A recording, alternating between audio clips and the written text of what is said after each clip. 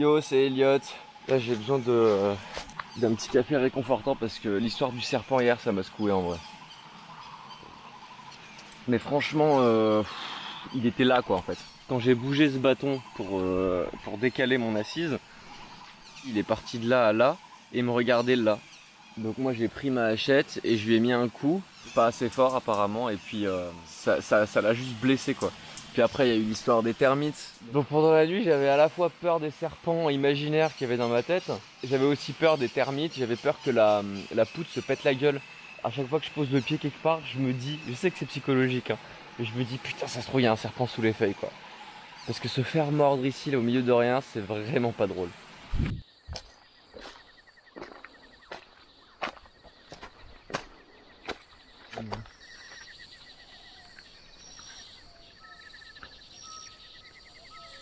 Regardez-moi cette saleté. Ça c'est une plante qui a plein d'épines, couchées dans le même sens. Ça s'accroche tout le temps à elle. C'est impossible à enlever. Ah voilà. Ah putain. Là j'ai la jambe complètement pris. Faut vraiment les contourner. À peine on les effleure et tac, elles s'accrochent à nos vêtements. Faut vraiment faire gaffe, il y en a deux partout. Oh là là. Ok, je viens tout simplement de voir un jaguar. Sur le chemin. C'est-à-dire qu'il était là, devant. Putain, j'espère que je vais le revoir. En même temps, j'espère que je vais pas le revoir. Donc, il était là-bas, là. Et je l'ai clairement vu passer de là à là. Je sais pas s'il faut que je sorte ma machette ou pas. Je pense que oui quand même, je vais la sortir. Je sais pas si ça sert à quelque chose. Et j'y vais, j'avance dans la direction qui est la mienne et vers laquelle j'ai vu le jaguar. Il était très gros. Genre clairement c'était un taille adulte. Et il s'est enfui pas si vite que ça, tu vois. Putain, j'ai envie de marcher de l'autre côté de la route quoi. On sait jamais.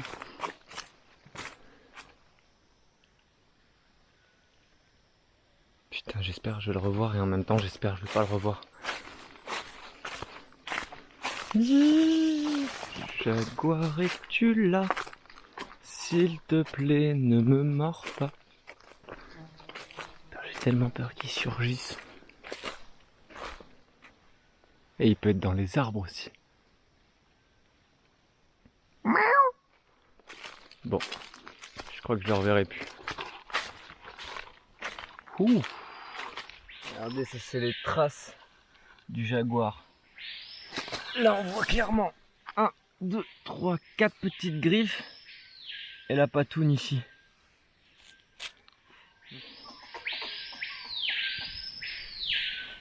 Ça mes amis, ce sont des singes araignées.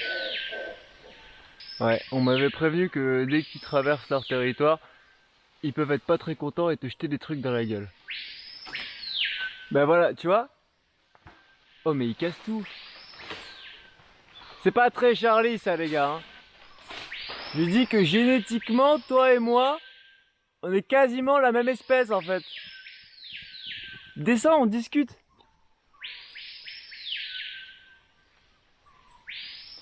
Waouh. Vas-y, ça se la pète. Le bruit, les singes araignées qui se baladent. Je viens juste de croiser un guépard. Et hier soir, j'ai affronté un serpent. C'est vraiment la jungle. Allez, saute, petit singe. Il y a un truc qui est en train de me gueuler dessus là. Oh! Je crois que c'est des perroquets à race. Je ne fais que passer, mon ami. Putain, c'est ouf la sensation que j'ai là. Depuis que j'ai vu le serpent, le jaguar et les singes araignées.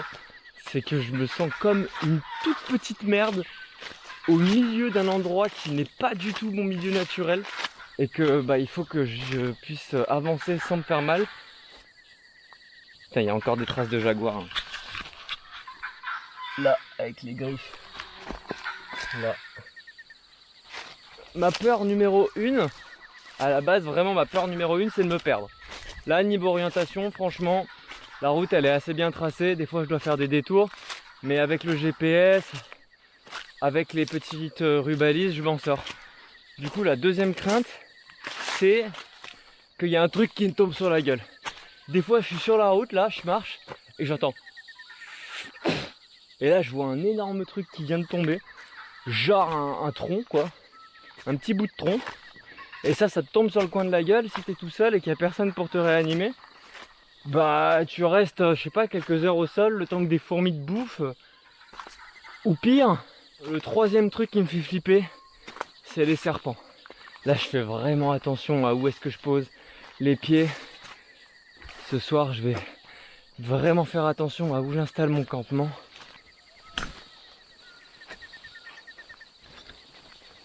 Bon, là, je fais une petite pause. Et du coup, j'ai décidé de faire une expérience. C'est ce truc-là. Core Check. Le sachet va se transformer en verre. Et je vais mettre de l'eau et ça me fera une boisson genre jus tropical. C'est pas vraiment de la poudre, plutôt des morceaux. C'est pas très ragoûtant. Une fois que j'ai bien mélangé, ça ressemble à ça. Ça manque cruellement de sucre. C'est pas dégueulasse.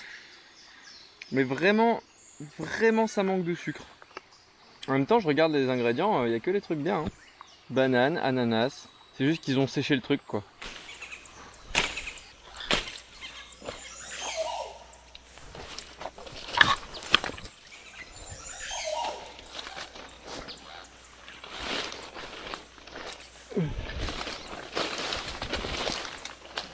Bon alors, l'endroit où je viens d'arriver, il n'est pas fameux. Hein.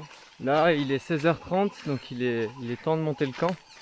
Voilà, le bord de la rivière est un peu boueux, il y a du courant, donc ça c'est plutôt bon signe pour sa potabilité. Mais bon, il y a plein de merde dedans. Et surtout, j'ai aucune idée de où est-ce que je peux poser mon hamac. Voilà à quoi ressemble la végétation juste à côté. Il va falloir passer un bon moment à déblayer avec le coupe-coupe pour pouvoir se faire une petite place. Allez, je vais chercher une place.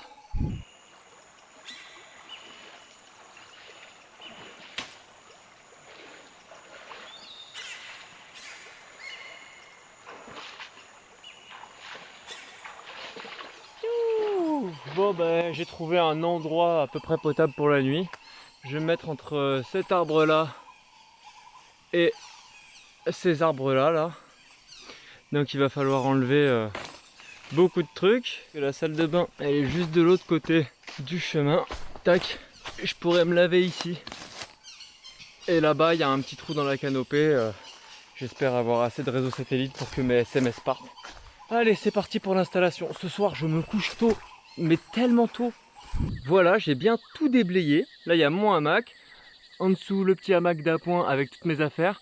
Je suis sur un terrain extrêmement humide. C'est-à-dire que vraiment, par terre, c'est de la bouillasse. Du coup, faut pas que mes affaires touchent le sol du tout. Là, il y a la bâche. Elle est prête à être déroulée. Il y a déjà les petits piquets de chaque côté. J'ai juste à venir la tirer.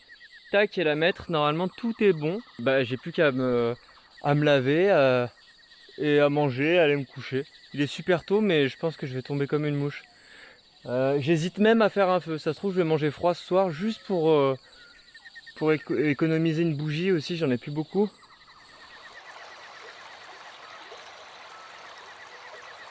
Bon alors là, mon GPS, il arrive vraiment pas à capter ni où je suis, ni à envoyer des messages à mes proches. Du coup, je vais essayer de fabriquer une antenne avec un petit arbuste comme celui-là. Là. Ah bah tiens, il y a une belle araignée dessus.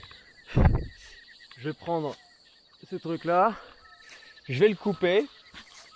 Et je vais accrocher le GPS tout en haut. Et je vais le planter là où il y a un trou dans la canopée. Et on va espérer que ça le fasse. Tac. Elle est super longue. Le GPS est accroché tout au bout. Il n'y a plus qu'à le planter.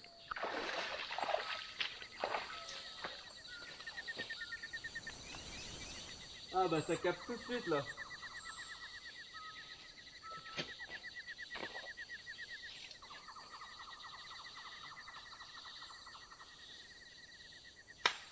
Le petit point noir que vous voyez au centre de l'image, c'est mon GPS, mon émetteur-récepteur satellite.